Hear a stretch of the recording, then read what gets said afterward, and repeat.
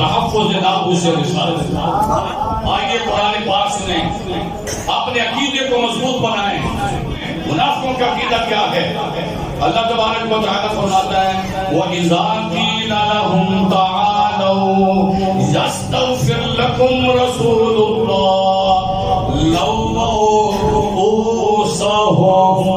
جب انہیں کہا جاتا ہے اور رسول کے پاس، اللہ اکبر، جب انہیں کہا جاتا ہے کس کے پاس آؤ؟ رسول کے پاس آؤ۔ جب کہا جائے رسول کے پاس آؤ تو فرمایا اپنے سروں کو جھٹکتے ہیں، فرمایا اور رسول کے پاس تمہارے لیے دعا کرے، اور رسول کے پاس تمہارے لیے اگر ہمیں کہا جائے کہ اور رسول کے پاس رسول تمہارے لیے دعا کرے تو ہم تو اپنے گھر کو بھی چھوڑ دیں گے، اپنے وطن کو بھی چھوڑ دیں گے، اپنی اولادوں کو بھی چھوڑ دیں گے، ارے مصطفیٰ پر ہاتھ چھوڑ۔ اور پھر اللہ تبارک و تعالیٰ نے فرمایا پیارے آپ تو رحمت للعالمین ہیں، آپ تو دعا کے لیے تیار ہو جائیں گے۔ پیارے یہ تیرا دشمن ہے، سواء علیہم استغفرت لہم ام لم تستغفر لہم لن یغفر اللہ لہم۔ اے پیارے بے شک ان کی آپ بخشش مانگتے رہیں، بخشش مانگے نہ مانگے ان کو کوئی فائدہ نہیں ہے، یہ تیرے گستاخ ہیں، میں خدا معاف ان کو نہیں کرتا۔ غلام خان کا مناظرہ تھا، غلام خان اس کی شکل بدل گئی تھی جب آ گیا، بیٹے کو کی شکل نہیں چکائی، اور اس کے اوپر ڈاکٹروں نے یہ لکھ لیا تھا جو اس کی شکل کو دیکھے گا وہ خود بیمار ہو جائے گا۔ اتنے زہریلے جراثیم۔ مولانا عمر اسماعیلی کے ساتھ اس کا مناظرہ ہوا اور وہ ایک حدیث کے پاس غلط پڑھ بیٹھا تو حضرت مولانا عمر اسماعیلی صاحب نے فرمایا یہ حدیث ہے ہی نہیں بیان کر رہا۔ اس نے کہا اچھا حدیث نہیں ہے، آپ مجھے معاف کر دیں۔ کیا کہا؟ مجھے معاف کر دیں۔ مولانا اسماعیلی نے کہا جس کو خدا نے معاف کر دیا، جس کو مصطفیٰ نے معاف کر دیا، جس کو صحابہ نے معاف کر دیا، جس کو اہل بیت نے معاف کر دیا، میں عمر کو نہ تو اس کو معاف کر دیا۔ گستاخ رسول کی معافی نہیں ہے، گستاخ رسول کی کوئی معافی نہیں ہے، اللہ اس کو معاف نہیں کریں گے۔ اور پھر اللہ نے فرمائی دی جو منافق ہیں جو تمہارے پاس سے نہیں آتے یہ بکواس کیا کرتے ہیں، یہ کون سے بکواس کرتے ہیں؟ یہ قرآن پاک سارا میں نے بیان کرنا ہے۔ کسی کو شک کو تو قرآن میں سامنے رکھ کے بیٹھا ہوں، نشانیاں بھی لگا رہا ہوں، بے شک آپ قرآن پاک کے الفاظ دیکھ لیں، اگر ان میں نہ ہو تو پھر مجھے سزا دیں، اور اگر ہو تو خدا را پکی سنی بن جائے، بس اور کچھ نہیں، پکی سنی۔ اللہ نے فرمایا هم الذین یقولون لا تنفقوا علی من عند رسول اللہ حتی ينفضوا۔ ایک منافق تھا عبداللہ بن ابی، یہ بڑا منافق تھا، رسول اللہ صلی اللہ علیہ وسلم کا دشمن۔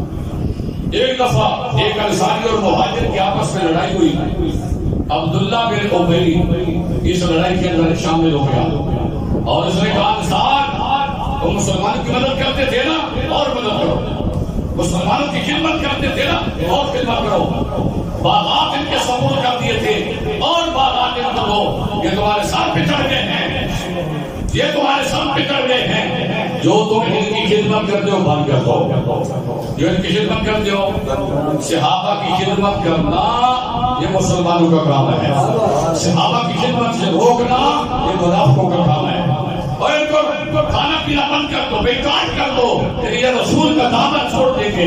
لیکن اس ظالم کو پتہ نہیں تھا جس ابو بکر صدیق نے اپنا گھر چھوڑ دیا، صحابہ کرام نے اپنی جائیدادیں چھوڑ دی، صحابہ کرام نے اپنی اولاد کو قربان کر دیا، اپنی جانوں کے نذرانے پیش کر دیے، وہ بھوک کے ڈر کی وجہ سے مصطفیٰ کا دامن کیسے چھوڑتے ہیں؟ اللہ تبارک و تعالیٰ جل شانہ منافق کا جواب دیا۔ منافق نے اعتراض صحابہ پر کیا ہے، منافق نے اعتراض صحابہ پر کیا ہے، جواب کس نے دیا؟ صحابہ نے جواب نہیں دیا، حضور نے جواب نہیں دیا، بلکہ اس کا جواب اللہ نے دیا۔ اللہ تبارک و تعالیٰ نے فرمایا وَلِلَّهِ خَزَائِنُ السَّمَاوَاتِ وَالْأَرْضِ وَلَكِنَّ الْمُنَافِقِينَ لَا يَفْقَهُونَ۔ فرمایا خزانے اللہ کے ہیں، آسمان کے خزانے بھی اللہ کے ہیں، زمین کے خزانے خزانے بھی اللہ کے ہیں، جب زمین و آسمان کے خزانے اللہ کے ہیں، تم ان کی خدمت بن کر دو گے، اللہ تبارک و تعالی نے خوشحالی عطا فرما دے گا۔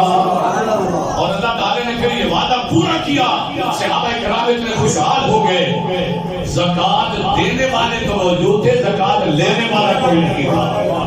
زکات دینے والے تھے، زکات لینے والا کوئی نہیں تھا۔ اس منافق کی بکواس کا جواب اللہ نے ایک دے دیا، دوسرا اس نے پھر ایک بکواس کیا، يقولون لئن رجعنا إلى المدينة لنخرجن الأعز منها الأذل۔ اس نے کہا اس لڑائی سے منصورین کی جو لڑائی ہے اس سے ہم واپس جائیں گے نا تو جو عزت والا ہے وہ سب سے ذلت والے کو مدینہ سے نکالے گا۔ الیاذ باللہ وہ اپنی جماعت کو عزت والا کہہ رہا ہے، صحابہ کی جماعت کو ذلت والا کہہ رہا ہے۔ صحابہ کی جو توہین کرتا ہے وہ منافق ہے، صحابہ کی توہین کرنے والا صحابہ کی توہین کرنے والا منافق ہے۔ اللہ اکبر۔ اس نے کہا عزت والا جب مدینے جائے گا الیاذ باللہ ذلت والے کو نکال دے گا۔ اللہ تبارک و تعالی جل شانہ نے حضور سے کہا مصطفیٰ آپ نے بھی خاموش رہنا ہے، آپ کے صحابہ نے بھی خاموش رہنا ہے، اس ظالم کا جواب ہے خدا۔ اللہ نے جواب دیا، اللہ نے فرمایا وَلِلَّهِ الْعِزَّةُ وَلِرَسُولِهِ وَلِلْمُؤْمِنِينَ وَلَكِنَّ الْمُنَافِقِينَ۔ کوئی سمجھ سے بھی بات نہیں ہے؟ ٹھیک ہے جی، عزت کس کی ہے؟ عزت کس کی ہے؟ اللہ کی۔ عزت اللہ کی ہے، تو کیا ہم سارے بے عزت ہیں؟ ہماری کوئی عزت نہیں ہے؟ اللہ فرما رہے اللہ کی عزت ہے۔ اللہ نے فرمایا میں نے صرف یہ تو نہیں کہا، میں نے صرف یہ تو نہیں کہا ہے جی ان الحکم الا للہ، صرف اللہ کا حکم ہے، یا اللہ ہمارا حکم کہاں جائے گا؟ فرمایا میں تمہارے لیے یہ کہتا ہوں فلا وربک لا یؤمنون حتی یحکموک فیما شجر بینہم، جو بھی تمہارا جھگڑا ہو اس جھگڑے کے اندر میرے حبیب کو تم نے حاکم بنانا ہے۔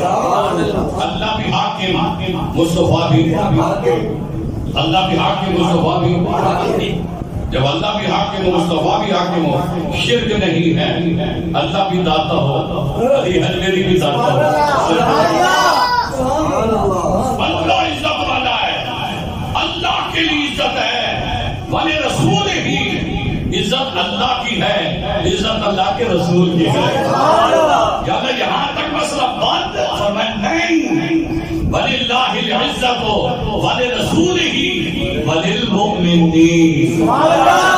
عزت اللہ کی ہے، عزت اللہ کے رسول کی ہے، عزت مصطفیٰ کے غلاموں کی ہے۔ لیکن بے عزت کون ہے؟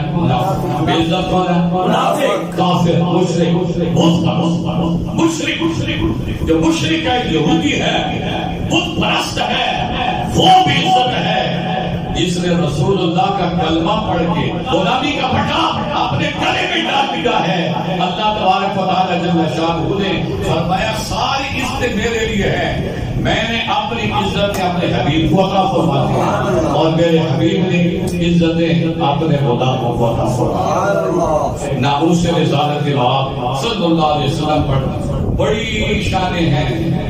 اللہ رب العزت جل شانہ کا محبوب کائنات میں سب سے افضل اور اعلیٰ، سب سے افضل اور اعلیٰ، دہر میں تم بڑا خود سے بڑی خدا کی ذات، دہر میں تو بڑا خود سے بڑی خدا کی ذات، تیری ذات سے ہے یہ سارا نظام کائنات۔ لا يمكن الصلاة كما كان حقه بعد الصلاة